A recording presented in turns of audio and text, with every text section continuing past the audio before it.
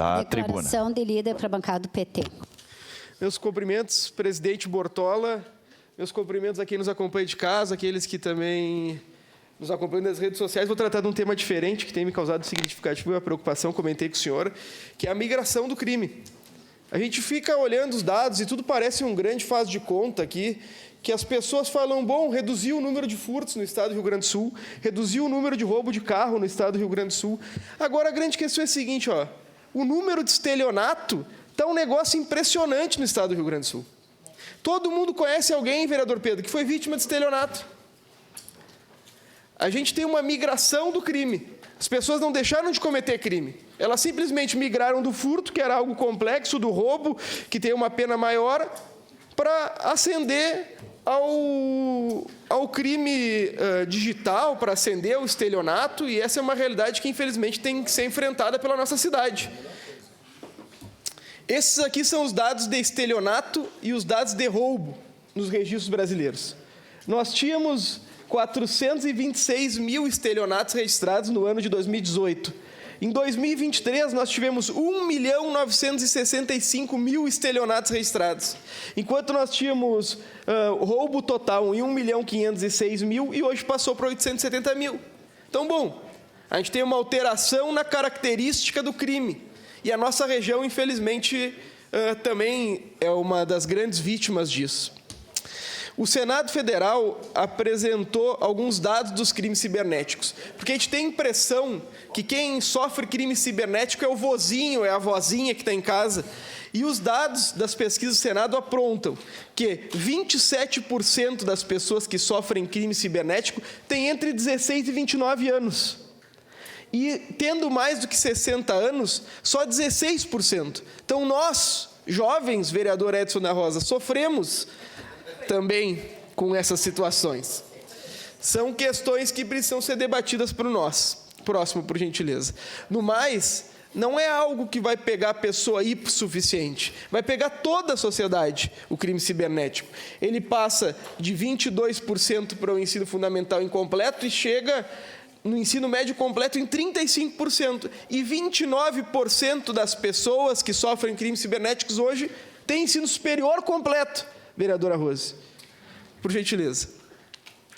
E as pessoas que sofrem com esses crimes, em uma parcela significativa ganham até 2 salários mínimos, mas as pessoas que ganham até mais de 6 salários mínimos compõem 14% dessas pessoas que são vítimas. E todo mundo aqui já recebeu uma ligação falando, o senhor foi clonado. Todo mundo aqui recebeu um SMS falando da compra. Todo mundo aqui já recebeu uma ligação no atendente falando que havia sido clonado o seu cartão e que era para digitar o número da senha do seu cartão, ou que um motoboy, vereador Pedro, ia retirar o cartão na sua casa. E a mim cabe, como vereador, advertir acerca desses crimes, porque infelizmente se popularizaram num nível, vereador presidente, que no meu escritório, vereador Edson, 3 clientes meus foram vítimas de crimes virtuais, totalizando quase R$10 mil somente no mês de agosto. Eu tive um cliente que perdeu mais de R$300 mil em crimes virtuais. A gente está deixando de ter furto, de ter punguista, batedor de carteira no ônibus, para criar grandes corporações de estelionato no Brasil. Tem gente que está abandonando a carreira seletista para simplesmente cometer estelionato, pela dificuldade no rastreamento e pela dificuldade no aparato público em localizar esses criminosos. Eu trouxe algumas dicas também para a população que nos acompanha de casa. Primeiro, nunca compartilhar os códigos de segurança, porque muitas vezes a gente tem no WhatsApp, para verificação da conta, o código de segurança. Como é que eles hackeiam o WhatsApp das pessoas? Eles vão lá, cadastram o número da pessoa e mandam o código de segurança e telefonam, só para confirmar que é o senhor, eu sou do Bradesco, confirma o código de segurança. Não é para ninguém mandar o código de segurança. De imediato, vereador Rafael Bueno. 3 histórias, vereador Cláudio, tá? Verídicas, que aconteceram na minha família. Meu pai e minha mãe assistindo da Atena, eu cheguei da escola e eles estavam falando sobre um golpe, isso faz uns 20 anos atrás, de cartão de celular, né? que ligavam e pediam o código do cartão celular. E minha mãe, e eu disse, vocês não vão cair nesse golpe, tá bem, estão assistindo, né? Uma semana depois, meu pai estava me levando para o college, que eu fazia inglês aqui na praça, na Montauri, era 1h, e minha mãe liga. É o apelido do meu pai, minha mãe chama ele de guri, né? Guri, volta para casa, volta para casa. Mas por quê? Porque tem que me trazer os cartões, mas que cartão? Ganhei um carro, vai ter que dar não sei quantos cartões. E minha mãe, olha a inocência da minha mãe. Minha mãe foi num vizinho que colecionava cartão de celular na época e era inválido os códigos.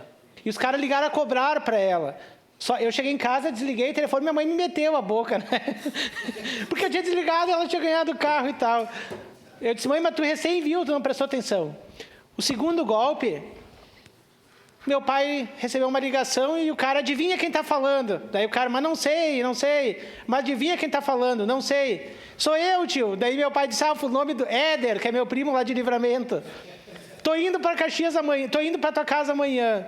Mas que horas tu cheguei? Aí começou uma conversa, né? Aí, de manhã, meu pai nem foi trabalhar naquele dia para fazer para fazer um churrasco pro meu primo. Daqui a pouco o carro do cara estragou. E eu estava ali no mercado, tudo em cima ali do caixa para comprar as coisas. Imagina, meu pai não foi trabalhar, com churrasco, carvão, cerveja, tudo para esperar meu primo, nunca veio para Caxias, né? Aí, que tinha estragado o carro, eu tinha que fazer um pique de 300 e poucos reais. Daí meu pai, faz. Meu pai bravo ali comigo, que eu tinha que fazer o Pix, né? O senhor conhece meu pai, que tinha que fazer o Pix. Não fiz o tal do Pix. Liguei para uma tia minha, disse, tia, o Éder está em Livramento ou está vindo para Caxias? Não, está aqui, vi ele agora de manhã. Bom, moral da história, meu pai ficou comendo aquele churrasco a semana inteira e tomando cerveja. E até hoje meu primo não veio. O terceiro golpe, eu estava comprando um outro celular agora, faz o ano passado, e eu me acho um pouco inteligente. Comprei no Magalu. Todos os aplicativos, eu tinha um aplicativo do Magalu, cancelei, porque eles põem os parceiros, vendedores parceiros. E eu entrei no golpe, eu perdi quase R$2.000 no Magalu, tá? E eu tentei entrar na justiça, aliás, no Procon, o vereador Lucas, por isso que eu digo que Procon não funciona para nada. Falei lá com o coordenador, não adianta, tu caiu num golpe. Cai no golpe, daí eu vou na justiça, vou sei lá fazer o quê, vou falar com quem?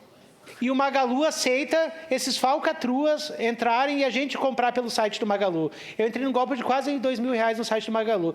Então, eu estou falando 3 exemplos em diferentes épocas que os golpes só vão aumentando. Imagina com os idosos, com as pessoas de terceira idade que não escutam muito bem, dão senha, dão coisas. Tiram fotos. Então, desculpa tirar esse tema, só estou dando 3 exemplos que aconteceu na minha família. O senhor elucidou a minha fala. Obrigado pela gentileza. Bom, não clicar em links em nenhuma hipótese. Próximo. Só devolvo o Pix se é para a mesma conta que veio. Só devolvo o Pix se é para a mesma conta que veio. Isso aqui é básico, mas precisa ser dito. Próximo. Só se comunique com os bancos pelo telefone oficial. Se tiver com dúvida, o senhor e a senhora, vá até uma agência. Não fique passando senha pelo telefone. Próximo. Desconfie de vendas online com preços baratos. É isso que o vereador Rafael falou. Hoje, com os marketplaces, as empresas podem ir lá e cadastrar dentro de sites que anteriormente eram confiáveis estelionatários. Então, a gente tem que tomar esse cuidado. Próximo. E isso aqui é o principal tema que me trouxe aqui.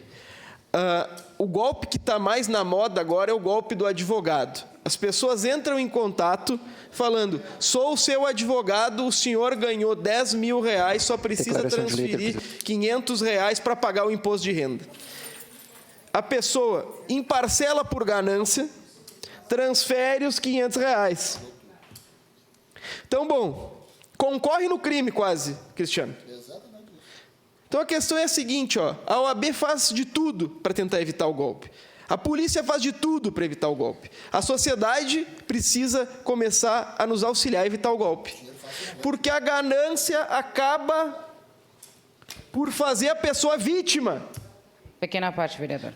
Procure seu advogado, procure seu banco e jamais transfira dinheiros em nome de terceiro, de imediato. Lá no escritório também a gente sofre muito com essa situação onde coloca-se a foto, né, do advogado, enfim, e pede. E às vezes o cliente vai até o escritório e a gente está dizendo que é golpe e a pessoa está querendo pagar para receber. Daí é complicado, né? É verdade. Não, e tem que ter, aqui nesse caso específico, tem que ter um canal de denúncia das Big Techs. Eu pago o WhatsApp. Eu tenho o WhatsApp pago. Eu denuncio os estelionatários, eles não fazem nada.